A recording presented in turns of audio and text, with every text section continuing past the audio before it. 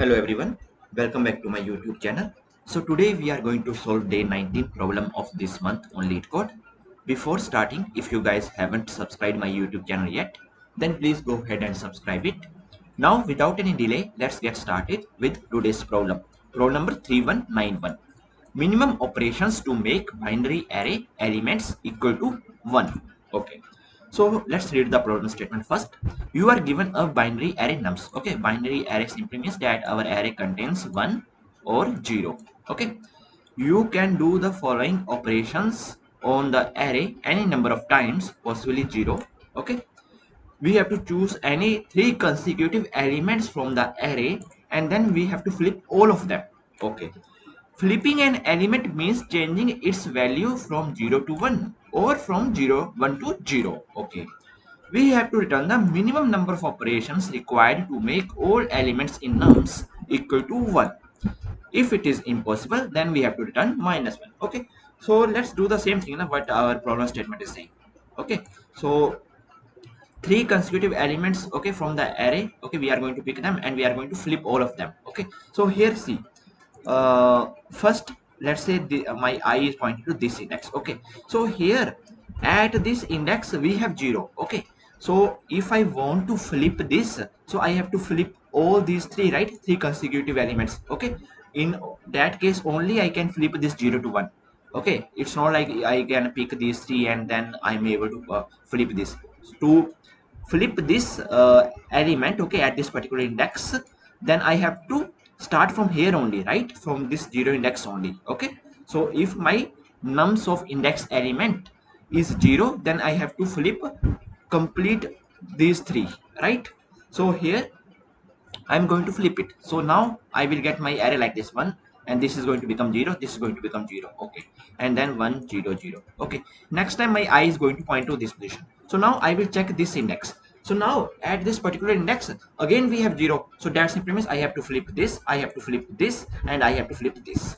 Okay, so now after flipping I will get 1 1 here, 0 0 0. Okay, so next time my eye reaches here, so right now this bit is a 1. Okay, so there is no need to flip. Okay, I next time my eye is going to move here.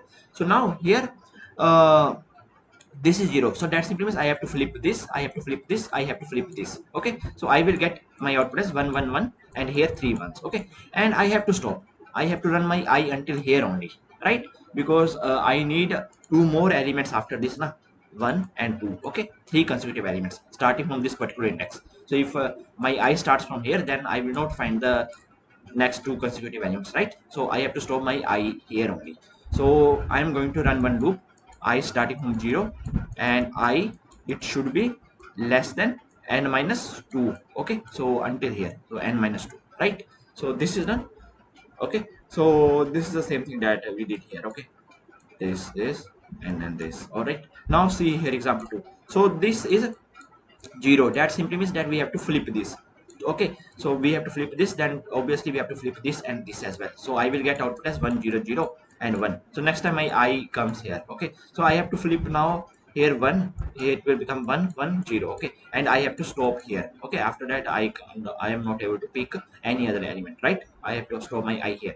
So now in the end I will just check now if there is still any elements in this here at this particular position, or this particular position. Okay, if any element is still 0, then simply return -1. If there are no elements in this left out range, uh, is 0, okay, then in that case simply return the count.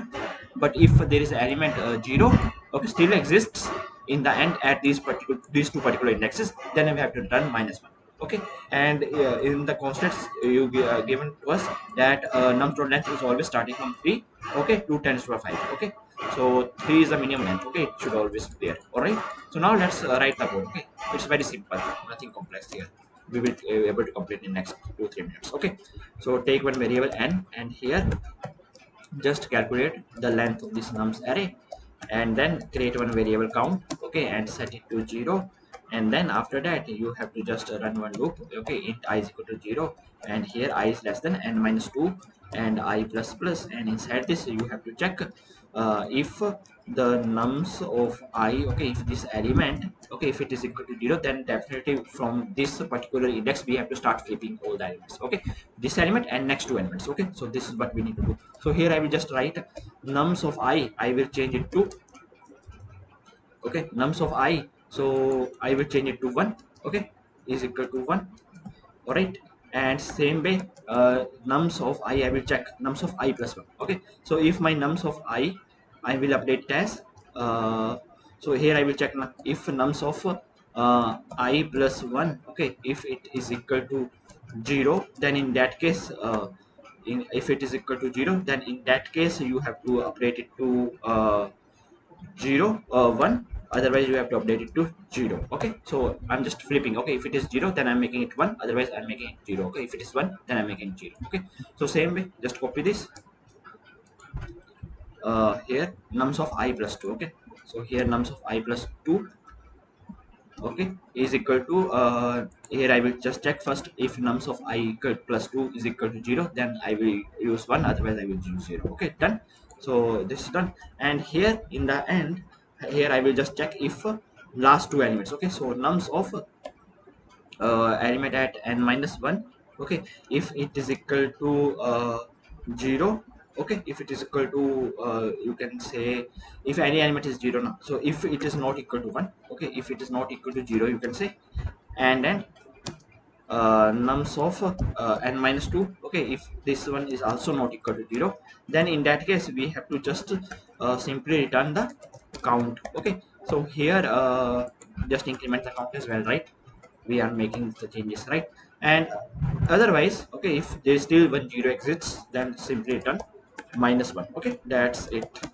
All right, now let's run the code and see if there is code issue. We'll try to fix that. So see, all the test cases has been accepted. Now let's submit it. So time complexity for this problem is going to be O of n only, since we are using just one this for loop, right? So see, our solution is accepted, right?